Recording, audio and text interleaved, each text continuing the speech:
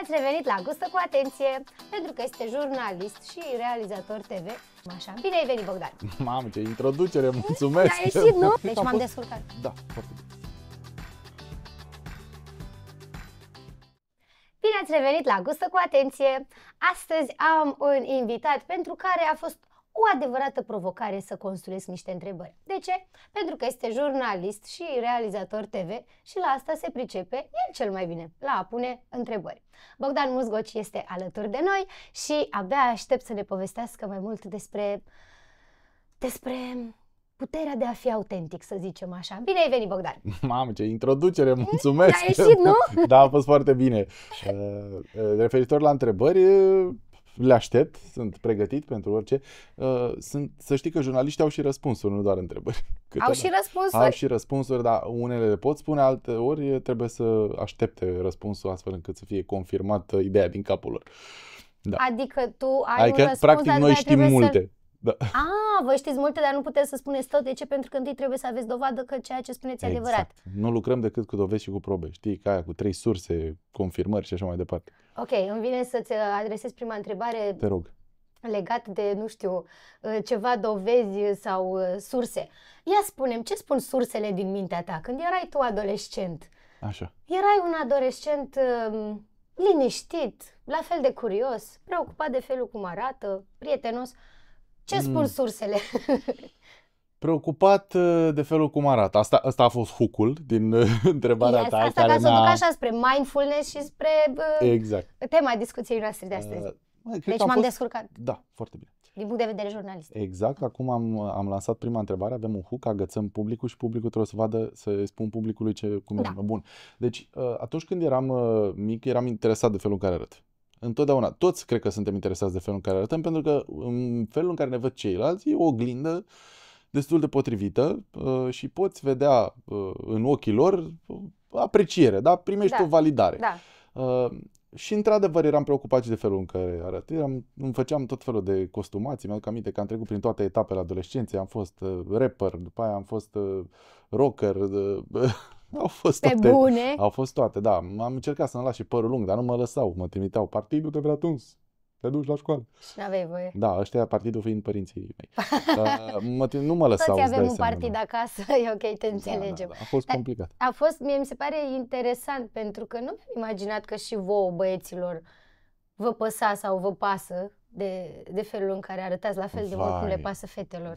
Cel puțin în adolescență, nu știu, că voi dați așa senzația că totul e foarte relaxat și I don't care. Nu? Păi eu am prins generația aia de după 90 în care toți aveam părul cu gel, aveam țepi. Eu am prins generația cu țepi. Aveam la gel în păr de... eu am prins generația cu țepi. Vai de capul meu. Deci. Și cu pete galbene? Știi? Cu pete galbene n-am avut voie, iarăși partidul nu m-a lăsat, dar cu țepi am avut țepi. Da, ca să pot să arăt și eu cool, să fiu și eu cool, cum erau toți colegii mei, da, care aveau poate mai mult gel decât mine, plecam de acasă cu părul așa ca Eminescu, știi cum sunt acum, dat într-o parte, și când ajungeam la colțul străzii, pac, scoteam gelul, o oglindă mică, pac. Pe bune, mergeai cu oglinda mic în... Da. Păi și ce spuneau colegii tăi? Te-a văzut cineva cu oglinda la colțul blocului? Cu oglinda nu m-a văzut nimeni, îți dai seama. Părea că e o chestie naturală și că mi-a curt timp pentru mine dimineața înainte să plec. Dar să știi că și adolescenții din ziua de astăzi, chiar și băieții, sunt foarte interesați de felul în care arată, pentru că, dacă ai observat, prind foarte bine trendurile astea la ei. Nu știu ce brand de haine din Statele Unite, promovat de nu știu ce influencer, promovat de nu știu ce trapper, îi tind să copieze foarte repede modelele astea, în special în ceea ce privește vestimentația și poate și look-ul. Sigur știi foarte bine că și tu ai trăit și ai experimentat epoca Justin Bieber. Da, perioada în care Justin Bieber era mic, avea frizura aia și toată de lumea Donald Trump, Băsescu combinat cu ceva mai mult păr și mai puțini ani. Asta a prins foarte mult și toți copiii aveau frizură de Justin Bieber. Și ca să mă agăț sau aia emo. Da, aici, subscriu, am dovezi. Tokyo Hotel, de asta. Da. Ca să mă leg puțin de hook-ul de la început, apropo de autenticitate, și mi-a plăcut foarte mult că ai adus în atenție faptul că suntem cu toții tentați să copiem trenduri. Care e sfatul tău pentru un tânăr, nu știu, care își dorește să fie ca toți ceilalți, dar să reușească totuși să aducă și o notă de originalitate în copiere. Are sens ce spun? Adică, Da. să fii autentic copiind. Cum? Păi, Sau să ai un mindset pentru asta? bebelușii învață imitând. Da. Ulterior, imiți până la un punct. Între timp, tot ce se întâmplă în jurul tău îți influențează personalitatea și dezvolți propria personalitate și în momentul în care ai ajuns să te descoperi pe tine, începi să îți dai seama că sunt lucruri pe care le filtrezi prin mintea ta și acționezi în consecință și atunci te formezi ca adult. De asta în adolescență trecem toți prin toate etapele astea. Sigur, nu prin toate, dar sunt multe etape prin care mulți adolescenți trec. Da. Toți, da. Sub o anumită formă sunt aceleași. Și la un moment dat ne descoperim și ne gândim ce ne trebuie de fapt în viață și ulterior ajungem să devenim adulții de mai târziu. Sigur, mi-aș dori ca toată dezvoltarea asta, în cazul adolescenților din ziua de astăzi, să fie dublată de o educație extraordinară primită atât acasă cât și la școală. O educație care să-ți furnizeze toată baza de care tu ai nevoie ca să poți modela adultul. Dar Bogdan, noi avem acum atât de multe informații. Asta e o mare problemă. Da, jur, e foarte greu să faci diferența între... Deci ești bombardat din toate părțile de tot felul de fraze, afirmații care uneori se bat efectiv cap în cap. Cum faci să rămâi drept și să știi ce e pentru tine, ce e de luat, ce e de păstrat, ce e de aruncat? E simplu. Tu ca jurnalist. Păi jurnaliștii au... în momentul în care am descoperit că vreau să fiu jurnalist, că eu anticipez întrebarea, am fost un tânăr ca toți ceilalți. Sigur, aveam o educație acasă, am descoperit ulterior și ce îmi place. Am descoperit că nu mă atrăgea extraordinar de tare matematica, dar îmi plăcea foarte mult istoria. Sigur, am învățat și matematică de-a lungul vieții mele. N-am ajuns primar general al capitalei, dar nu e timpul pierdut. N-am fost însă olimpic în matematică. Dar știu că de-a lungul timpului am descoperit ce îmi place. Și la un moment dat am dobândit și un fel de gândire critică, în special în perioada liceului, când am început să văd ce era rău în jurul meu și să încep să filtrez eu ce aveam nevoie și ce nu aveam nevoie. Practic asta înseamnă gândire critică. Da, un scepticism sănătos. Și am dobândit chestia asta. Ce înseamnă scepticism? Scepticism înseamnă să nu crezi ce ți se spune doar pentru simplu fapt că o spune cineva în care tu ai foarte multă încredere. Adică să contești. Da, să contești și să pui singur întrebări și ulterior să cauzi răspunsurile, oricât de greu ar fi. Revenind la gândirea critică. Am descoperit asta, mi-am dat seama că adevărul e în mai multe locuri decât credeam eu și am zis că bun, o singura meserie din lumea asta, profesie, care mi-ar putea permite să caut adevărul așa cum vreau eu, este jurnalismul. Și atunci m-am mers în direcția asta. La mine s-a întâmplat în liceu. În cazul unora se întâmplă chiar mai târziu. Sunt oameni care termină o facultate și ulterior descoperă că au talent la scris și că își doresc așa o misiune în interior, că asta e o meserie de vocație. O profesie de vocație asta, jurnalismul. Ai descoperit că ai vocație pentru asta după ce ai terminat medicina. Sunt multe cazuri de genul ăsta care au ajuns acolo în presă, plecând din medicină, inginerie aerospațială, habar n-am. Mi-a venit o super idee acum în timp ce povesteai despre toate lucrurile astea. Că și eu îmi creez așa diversi pitici pe care îi activez în funcție de situație. Și cred că ar fi un canal, ar fi o ustensilă de ajutor, dacă mi-aș imagina atunci când nu sunt sigură ce informație să-mi iau de pe unde, să declanșez piticul jurnalist care pune întrebări și contestă. Uite, bine ar fi să se întâmple asta în cazul multora, că în felul ăsta n-am mai avea accidentele democrației, știi, cum s-a întâmplat recent, și probabil că ne vom mai aștepta la așa ceva, pentru că așa cum spuneai și tu, suntem bombardați cu foarte multă informație, suntem bombardați și noi adulții cu foarte multă informație. Da, toată lumea. Totodată este și foarte multă non-informație acolo. Corect. Și atunci, noi, fiind adulți, avem pretenția de la noi că știm să filtrăm. Doar că de foarte multe ori, dacă ne oprim un pic din elanul pe care l-am prins și separăm emoția, da? Dăm la o parte emoția din informația pe care noi am primit-o, dăm la o parte orgoliu, mândria, care e stimulată tot așa emoțional de foarte multe mesaje pe care le primim, în special din zona politică, vom realiza că acea informație este mai mult sau mai puțin valoroasă. Da. Și o raportăm la nevoile noastre în viitor. Și ne dăm seama că unul care vine să-mi spună, nu o să iau un mesaj politic de Nu te actualitate, rugăm, pentru că nu-mi doresc oricum nu asta, dar pricepem. unul care vine și îmi spune că misiunea poporului român este aceea de a construi cuiburi pentru păsări și că ăsta este viitorul Așa. nostru și că trebuie să facem asta pentru că dacii au fost niște mari iubitori de vrăbi, eu voi filtra această informație și voi zice, băi, eu am nevoie de locuri de muncă, am nevoie de investiții, am nevoie de bani, am nevoie de condiții sociale mai bune pentru cei deznădăjduiți și atunci îmi voi da seama că cuiburile păsărilor să le dea Dumnezeu sănătate și le fac singure. Eu am nevoie de lucrurile astea și filtrez treaba asta, las la o parte emoția, că vine ăla și îmi spune că ești fiu de dac, că ești român, că cei români au fost cei mai tari, că la, după care vine și îmi dă și emoția. Dumnezeu s-a pogorât în mine.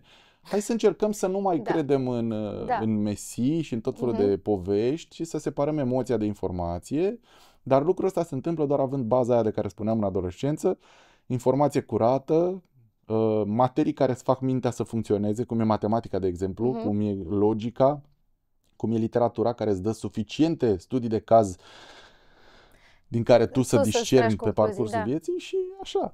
Și asta spuneam, că adulții sunt astăzi ușor de păcălit. Dar rămite adolescenții. Eu cred că adolescenții sunt mai greu de păcălit în ziua de azi, sincer îți spun, și mi se pare că ai spus o chestie foarte valoroasă care poate să fie de mare ajutor pentru noi toți, și anume separă emoția de informație. Da, mulțumesc. Adică separă ceea ce simt și aș face o legătură cu exemplul pe care l-ai dat tu cu păsările și care-i scopul? Ce-mi doresc eu? Să mă simt bine în corpul meu. Da, așa. Ce am de făcut pentru asta? Exact. Lași emoția la o parte, că-ți vine că ești supărat, că ești nervos și guști cu atenție. Guști cu atenție. Apropo de guști cu atenție, mă uitam recent, fiind jurnalist și studiind tot felul de statistici, am descoperit în statisticile medicale o incidență a cazurilor de boli cardiovasculare în rândul persoanelor tinere. Și tot mai mulți oameni tineri ajung să dezvolte boli cardiovasculare la vârste fragede. Și atunci, sigur, unii folosesc aceste statistici spunând că e vina vaccinării, că e vina nu știu cui și așa mai departe. Tot felul de interese politice, se folosește emoția.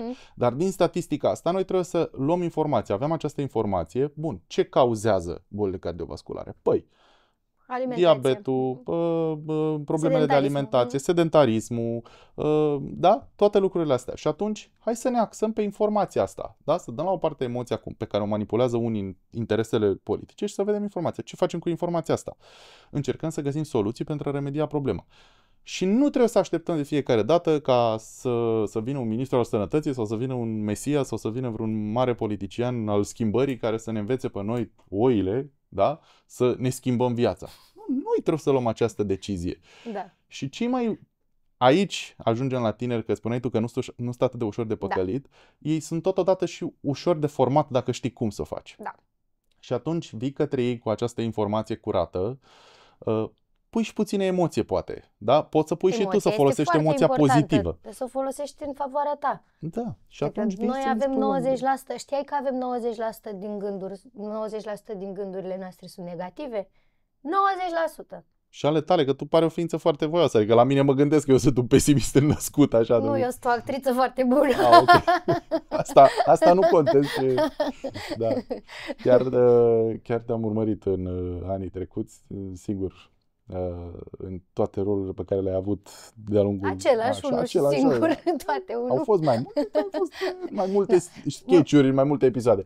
Da. Dar revenind la copii și la felul în care îi ducem către direcția bună, dacă le dăm informația, într-adevăr, ei, fiind niște aspiratoare de informație, vor filtra toată informația aia și vor lua niște decizii bune. Spuneai că mâncăm emoțional? Da, clar. Mâncăm emoțional. Și ție nu ți se întâmplă? Ba da, mi s-a întâmplat. Să fii în stres, să fii în presiune? Ba da, de foarte multe ori.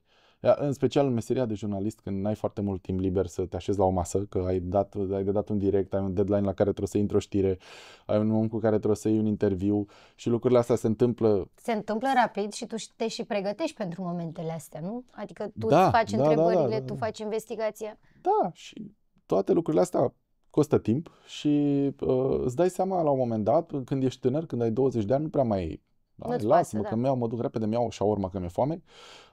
Mă duc repede, mănânc niște biscuiți că trebuie să vină Xulescu la DNA, că l-aduc cu mascații în 2 ore, dar nu știu când vine, poate vine acum, poate vine peste 10 minute, n-am timp să mă duc să mănânc ceva, să mă așez la masă, știi? Și atunci iau repede o gustare, mănânc repede, da? Mănânc cu emoție, mănânc repede, că eu nu mă gândesc la ce mănânc, eu mănânc pentru că mi-e foame, simt că mi-e foame și mănânc repede și poate uneori mănânc și mult și prost, pentru că mă sună șeful din redacție, am nevoie de o chestie, se întâmplă lucrurile astea.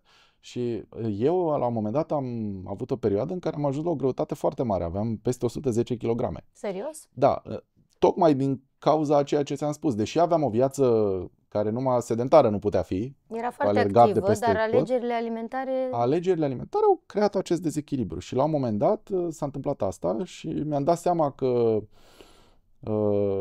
trebuie să pun stop în momentul în care nu mă mai încăpeau costumele. Aveam o emisiune la televizor, la o televiziune de știri, prezentam jurnale de știri și mi-am dat seama că de la o zi la alta nu mă mai încăpeau costumele. Și atunci am pus stop. Și și cred că a intervenit și presiunea că, ok, tu ai vrut să te faci jurnalist, dar apoi a venit o altă etapă în care ai apărut pe sticlă, cum se spune, nu? Și atunci probabil că asta vine cu cu alte așteptări, dincolo de faptul că trebuie să ai cuvintele la tine, să fii foarte bine pregătit, să știi despre ce vorbești, etc. Se impune și un anumit... Se impune să nu spargi camera cu nasturile care îți sare când ai răsuflat. Asta e treaba. Da, nu cred neapărat că în jurnalism, și n-ar trebui să fie așa. Când vorbim de jurnaliști, n-ar trebui să conteze neapărat felul în care omul respectiv arată, că e mai gras, că e mai slab, că e mai nu știu cum. Doar că de foarte multe ori, atunci când vii în fața oamenilor și le spui ce e bine să facă sau ce spune X că e bine să facă, ce spune Y că e bine să facă, tu cumva ești un om care aduce informații în fața lor și trebuie să fie credibil. Ori eu nu pot să apar și să spun oamenilor, să le vorbesc oamenilor, nu știu, despre importanța gustărilor sănătoase sau despre beneficiile vegetarianismului. Când eu am o greutate. Nu pot să vorbesc despre sănătate când eu sunt extraordinar de bolnav pentru că fac rău corpului meu fumând, consumând energizante, alcool și așa mai departe. Ți-a spus cineva atunci ceva legat de chestia asta? Ți-a atras cineva atenția sau efectiv te-ai semnalat singur? Nu m-am semnalat singur. Adică m-am semnalat singur. Prima dată mi-au spus oamenii dragi, care mi-au spus-o frumos. Da, ei ți-o spun. Spui frumos o chestie. Adică tu, ca o persoană care a trecut prin asta, cred că poți să ne înveți cel mai bine. Cum să facem asta? N-a fost ceva, hello, bună ziua, sunt Bogdan Muzgoci, am fost gras. Și toată lumea se ridică. Nu e chiar așa, adică am fost și acum sunt peste și acum sunt peste limita de kilograme, dar mi-asum acum pentru că se întâmplă alte lucruri în viața mea, o să vă povestesc. Dar la momentul respectiv mi-au spus oamenii dragi și mi-au spus, băi, că uite, tu erai bine aici, uite ce bine arătai aici, ce fizic aveai, că făceai sport, că erai mai dinamic, eu te știam mergând pe munte și mai departe. Și mi-am dat seama că, eu n-am mai mers pe munte de mult timp, eu n-am mai ieșit la alergat de mult timp, n-am mai făcut mișcare în aer liber, n-am fost niciodată un împătimit al mersului la sală, ca să fie clar. Nu trebuie să fii un gym addicted ca să dormi pe la sală. Există modalități, modalități de a-ți petrece timpul liber, o plimbare în parc, o alergare seara, neurmată de o shawarma, e perfectă pentru sănătatea ta. Și mi-am dat seama că oamenii dragi îmi spun asta, ok, am început să înțeleg, am început să mă controlez ușor, mi-am dat seama că, ok, acum mi-e foame, dar mai bine mai aștept o jumătate de oră și mă duc și mănânc ceva într-un loc decât să mănânc acum repede, știi? S-a întâmplat asta. Și ulterior mi-au spus într-adevăr și oamenii cu care lucram la momentul respectiv că nu prea trebuie să mărească șarful la cameră ca să încap. Și au zis, dar și ei mi-au spus-o frumos, că știi că modul în care ți-o spui, băi, camera îngrașă, dar și tu dar foarte mult contează și tocmai de aia, pentru că poate cu toții avem în viețile noastre oameni pe care îi iubim și pentru care ne dorim mai bine și eu știu că e așa o chestie, un fel de stigmă. Chiar mai vorbeam și am discutat și cu alți invitați pe tema asta.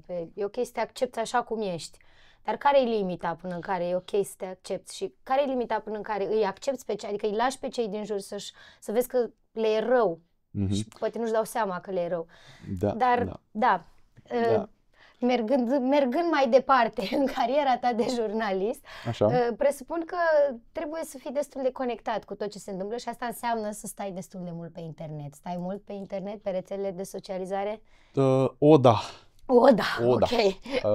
Păi, odată stai pentru că trebuie să comunici și stai pe WhatsApp, stai pe Twitter, mă rog, acum e X, dar pe vremea mea se numea Twitter, și trebuie să urmărești ce spune Xulescu, ce a mai zis Trump, ce a mai scris Musk, și Musk scrie mult, X-uiește puternic. Multe prostii, dar na. Stai și trebuie să fii conectat la informație. Și de foarte multe ori să știți că informația vine și pe rețelele de socializare. Da. Urmărești această informație. Dacă o faci în interes de serviciu, eu zic că nu se pune.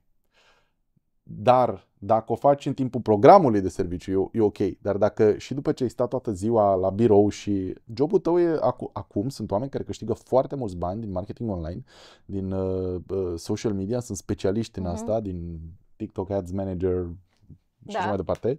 Și eu am o companie care se ocupă cu așa ceva și sunt într-adevăr oameni care din asta își câștigă pâinea. Și ei duc și în viața lor privată toată povestea asta, pentru că dacă ești obișnuit ca toată ziua să stai pe TikTok și să vezi care sunt noile trenduri și să le adaptezi pentru clienții tăi, ți-e greu să ieși de acolo. Da. Știi? Cum simți tu prezența adolescenților în social media? Adică, nu știu, dai de ei, mă gândesc, nu știu, când citești comentarii, cum îi simți? Nu îi simți. Nu. Pentru că sunt zone diferite. Da. Ei nu sunt interesați de zona de politică, nu sunt interesați de decidenți, nu sunt interesați foarte tare de economie dacă nu-i prinde cumva mirajul acesta al îmbogățirii rapide. Și anume sunt... Ceea ce este, apropo de marketing, știu că sunt din ce în ce mai mulți tineri interesați de zona asta. În special de cripto și așa mai departe. Și aici sunt mai multe categorii. Sunt adolescenții de 10, 14, 15 ani care urmăresc influenceri, certurile dintre influenceri, trapperi, tot felul de... E ca și cum telenovelele de pe vremea noastră s-au mutat pe tine. S-au mutat cumva, da. Se ceartă interlopi între ei, se ceartă nu știu ce gang din Drumul Taberei cu nu știu ce gang din Pantelimon. Bine, asta când nu îi pun părinții să-și facă temele. Gangurile din ziua de astăzi, știi că se termină când se dă ora de stingere. Ok, n-am știut. Da, și gangurile astea de tineri sunt acolo. Sigur, sunt și alți adolescenți, există și alte categorii, aia care studiază pian și care vor să facă conservatori și care citesc Immanuel Kant când ajung seara acasă. Ăia nu sunt fascinați de trapperul din Berceni. Nu, eu am tineri în feed-ul meu pe TikTok care citesc, care fac recomandări de carte, care se filmează cântând, adică care s-au dus destul de mult și spre zona creativă. Dar nici ei nu sunt în zona mea de interes, pentru că nu sunt la televiziune. Deci nu ne intersectăm în online, cum ar veni. Nu ne intersectăm în online și asta n-ar trebui neapărat să ne sperie, pentru că în felul acesta ei sunt ceva mai bine protejați de manipularea politică și nu numai, pentru că e și politică, e multă politică acolo, dar sunt și niște curente din asta care sunt anexate cumva de zona politică și care fac foarte mult rău pe viitor, schimbând mentalități pe care ne-am chinuit să le schimbăm an la rând. Adică mesaje de genul fraților Tate pe care îi vedem tot mai prezenți pe la televizor în ultima vreme, plimbându-se desigur de la o instanță la alta, dar în trecut îi vedeam în online și acum îi vedem în online cu mesaje antifeministe, mesaje, cum se numesc astea, că îmi scapă cuvântul acum, ajută-mă, misogine, da? Tot felul, misoginismul adus în fața lor și venerat de niște copii de 15, 16, 17 ani, mi se pare că e foarte periculos pentru societatea noastră de mai târziu. Și dacă mesajele astea ajung la tot mai puțin dintre ei, e ok. Adică prefer să-i las în Minecraft, da, și la școală și în Minecraft, da, decât să-i aduc și să-i expun unor mesaje toxice, cred eu, și fasciste și cum mai vrei. Și că tot vorbeam de viitor, m-am agățat adică am creat un hook din ce ai spus tu. Eu învăț meserie de jurnalist aici, în cazul în care nu v-ați dat seama. Așadar, că spuneai de viitor. Mie mi se pare că viitorul arată din ce în ce mai artificial, dar nu în ideea că ar fi ca un miraj, dar legat de inteligența artificială. Hai să vorbim puțin despre asta. Ce părere ai? Despre. Da. Inteligența artificială a fost întotdeauna un bau-bau. Pe noi... Da, ce e bau-bau? E ceva ce nu cunoști. E ceva ce nu cunoști, da. E chestia aia din întuneric, nu știi cum arată, dar ți-ai imaginat-o într-un fel. Și ți-ai imaginat-o și pentru că de-a lungul timpului am avut filme cum ar fi astea cu Arnold Schwarzenegger, când juca el în Transformers. Erau jumătate roboți, jumătate oameni, nu? Cum îi spune? Terminator. Deci Terminator, care e o entitate periculoasă, a venit și a distrus planeta pentru că a considerat că suntem niște paraziți. Bun.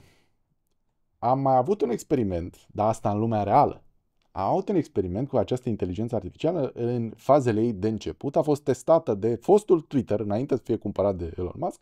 I-au creat un profil coordonat de inteligență artificială, o formă de inteligență artificială, de fapt un program care învăța din preferințele și din afirmațiile pe Twitter ale utilizatorilor Twitter care urmăreau pagina respectivă.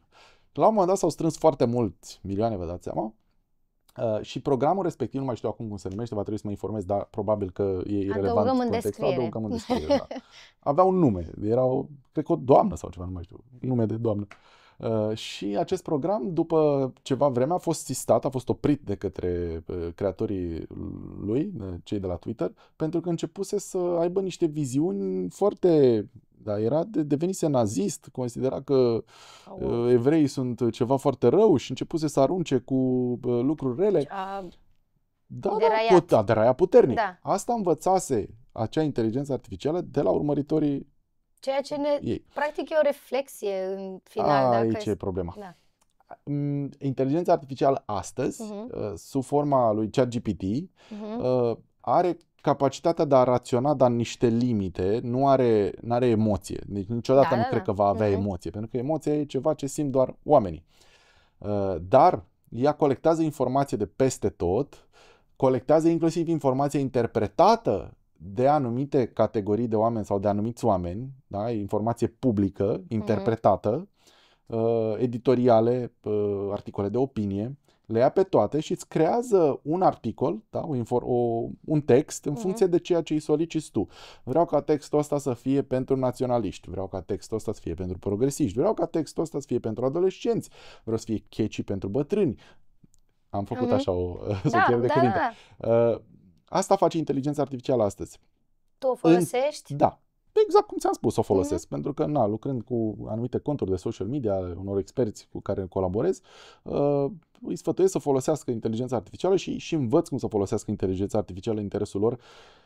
Învață-ne și pe noi. Noi suntem niște adolescenți. Uite, suntem la liceu. Cum să o folosim în așa fel încât să rămânem în, nu știu, parametrii etici, morali. Ca să poți să, trebuie să-i setezi acolo opțiunea. E în aplicație, cei care folosiți ChatGPT, în aplicație un mod în care activezi partea de învățare. Practic, ChatGPT-ul va învăța să funcționeze, să gândească ca tine pe subiectele pe care tu îi ceri. Da. Și îl va învăța din comportamentul tău și din solicitările tale ce să-ți dea ulterior. Îți va face un profil. E foarte interesant ce se întâmplă. Deci e un buton pe care trebuie să apăs ca el să mă învețe pe mine? E în aplicație, Nu, ca el să învețe de la tine, să învețe să fie ca tine și să gândească ca tine și să-ți dea răspunsurile în funcție de nevoile tale. Bun, dacă inteligența artificială este așa și este atât de ascultătoare încât să vrea să fie ca mine și eu să-i spun ei și să mă ajute și să-mi dea un text și eu să nu mai pierd vremea să scriu textul respectiv, ci doar să-i transmit ideile mele și el să interpreteze textul respectiv, e ok. Eu iau textul, finisez frumos pentru că îi pun o notă personală și ulterior îl public pe internet, îl public pe social media sau undeva. E textul tău. E textul tău. E ca și cum ai fi avut un asistent, un editor, nu? Un scriitor de discursuri. Da. Dar dacă inteligența artificială ajunge la nivelul la care îi dăm libertatea de a alege pentru noi, nu știu neapărat dacă e bine. Dar ce înseamnă că îi dăm libertatea să aleagă pentru noi? Ca să înțeleg, dă-mi un exemplu. Păi e destul de complicat. Inteligența artificială începe să fie folosită în tot mai multe sectoare, în tot mai multe domenii. Dacă e folosită în marketing, e în regulă, pentru că cine știe mai bine marketing decât o mega corporație care a folosit de-a lungul istoriei ei toate mecanismele astea pentru a crește. Asta știe să facă, da? Și Google știe marketing foarte bine și toată lumea, și DeepSeek-ul și toată lumea. Dar la un moment dat să nu cumva să ajungă să fie folosită, nu știu, în politică, în medicină. În medicină nu mi-aș dori de a-ți cere... Da, în educație nu mi-aș dori să fie folosită inteligența artificială, pentru că sunt niște piloni ai societății pe care eu îi văd, da? Nu știu dacă toată lumea e de acord cu mine, dar eu văd niște lucruri care ne definesc și sunt stâlpii societății de astăzi, a lumii în care noi astăzi trăim. Și ăștia sunt pentru mine sănătatea, educația, văd și religia, de orice fel ar fi ea. Nu militez neapărat pentru o anumită religie, sunt deschis să înțeleg și să accept toate religiile din lumea asta, dar atunci când inteligența artificială începe să fie folosită în domeniile astea, nu-mi place neapărat să apropie. Nu mi-ar plăcea să fiu diagnosticat, de exemplu, de un program de inteligență artificială. Mi-ar plăcea să am interacțiunea cu un medic. Da, exact, sunt de acord cu tine. Dar cred că există totuși două modalități de a privi toată noutatea asta pe care ne e greu să o înțelegem. Una cu frică sau alta cu deschiderea de... E ceva ce nu cunosc, vom învăța, va trebui să trăim cu asta. Dar cum să nu? La fel ca un jurnalist de investigație care nu cunoaște subiectul la început, pune întrebări, află, descoperă și mai apoi interpretează, transmite și uite așa noi evoluăm. Și alte întrebări. Îți mulțumim foarte mult, Bogdan. Te mai așteptăm cu mare drag la noi. Abia aștept, deschis la orice fel de invitație, mai ales dacă e pentru educație, pentru că înțeleg că ce faceți voi aici un demers educativ și îl salut. Da, îmi place foarte mult că se întâmplă asta la noi. Mulțumim! Gustă cu atenție!